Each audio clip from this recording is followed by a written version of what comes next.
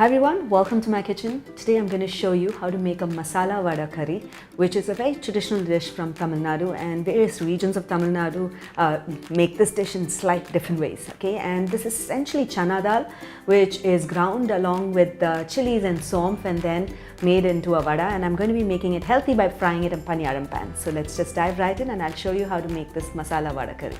So I have soaked some chana dal over here for about 3 or 4 hours, and once it's soaked well, I drained out almost all the water and just kept a little bit, so you want a nice thick vada batter.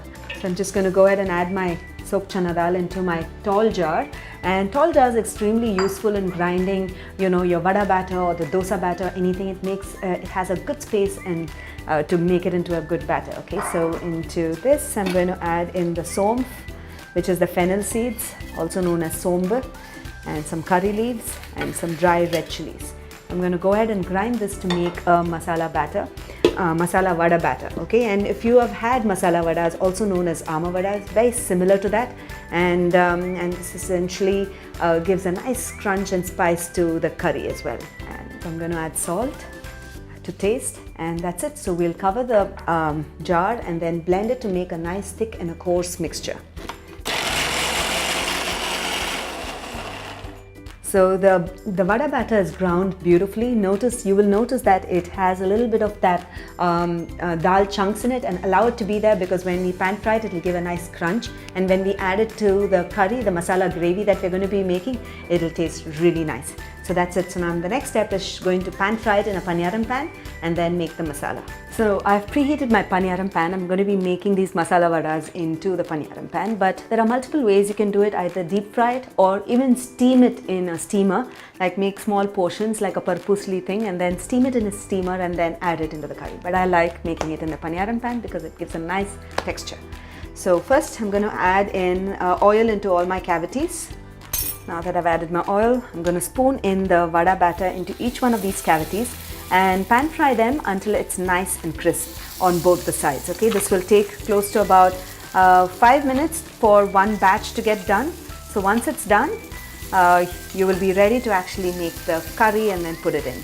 You can also drizzle some extra oil on the top after it's partially cooked, so that it gets a little more oil to cook it from inside out. Ensure that you cook it on medium-high heat so the inside of the vada also will get cooked nicely. So wait for the tops to get steamed before you can flip it over to the other side. So notice that the vada pieces are nicely browned and crisp on both the sides, and it's perfectly done. At this stage, turn off the heat and I'll proceed to show you how to make the masala for the vada curry. Okay, and I'm just going to take this out of the pan, keep it to the side, and we'll make our curry now.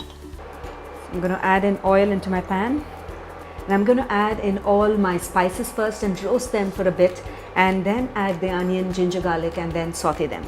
And that's the cloves, cinnamon, cardamom. We have some black peppercorns. Going to add in the curry leaves, the bay leaves. Let's crush it a little bit, and the green chilies. So we'll saute all these spices along with the curry leaves until you can get the aromas coming through, just for about a few seconds and not for too long.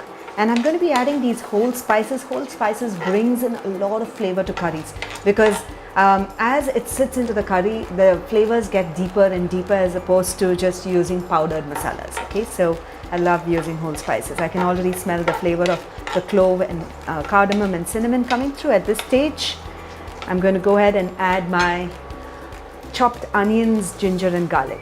So I have some garlic here, some ginger and some chopped onion. So adding small baby onions gives a nice texture as well as taste to the masala vada curry. Okay, but I've just added regular onions. You can experiment it that way.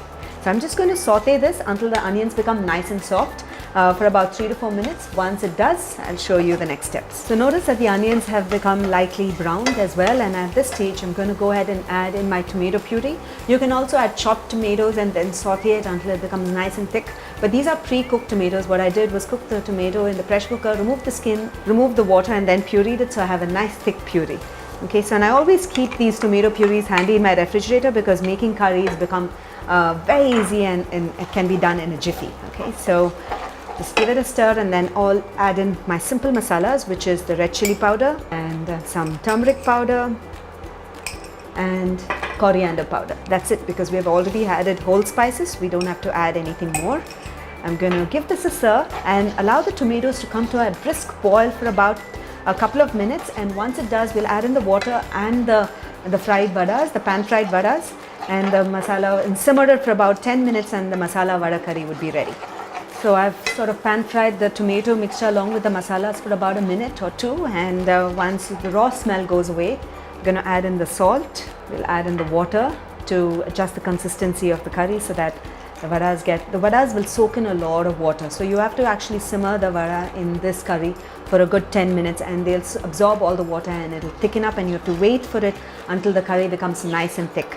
So I'm just going to go ahead and add in the water a little at a time to ensure that I don't dilute it too much. It all depends upon the tomato puree consistency. So ensure that you added just enough water, about half cup to 1 cup, depending upon your tomato puree. So I'm just going to go ahead and add the vadas and simmer this curry until it becomes nice and thick. And I'm going to, 2 of these vadas, what I'm going to do is, typically what people also do is to, gently crush the vadas and add it inside as a vada curry, but I like to keep the vadas at a whole and then crush a few of them to, sort of blend into the gravy and give it a nice thick texture. So I'm just going to go ahead and crush a few vadas and then add it inside. That's it. So now I'm going to cover the pan and then simmer this for a good 10 minutes until it becomes nice and thick. So notice that the curry has become nice and thick, and because we added the crushed vadas, it's given it a nice texture. And just press down the vadas a little bit to check if they're soft. If they're not, you can add a little more water and allow it to become nice and soft and absorb all the masalas. And once it's done, turn up the heat, and I'm going to be chopping up some mint leaves and then adding it to it to give it a nice delicious flavor. So we'll just add the mint leaves. So that's it. The masala vada curry is ready, and it was as simple as to make. It's really delicious. You must give this a try. The vada is packed with fennel and somf seeds and then cooked in a really spicy gravy which has a South Indian touch. Try this recipe. I'm sure you'll love it. It goes well along with set dosas or even a masala. You can make masala dosas, idlis, paratas, tawa parata, your Kerala Malabar parota as well. So all of these it goes well with. Give it a try and let me know how you like it, and share your feedback in the comments below. So until then, until next time, happy cooking and healthy eating.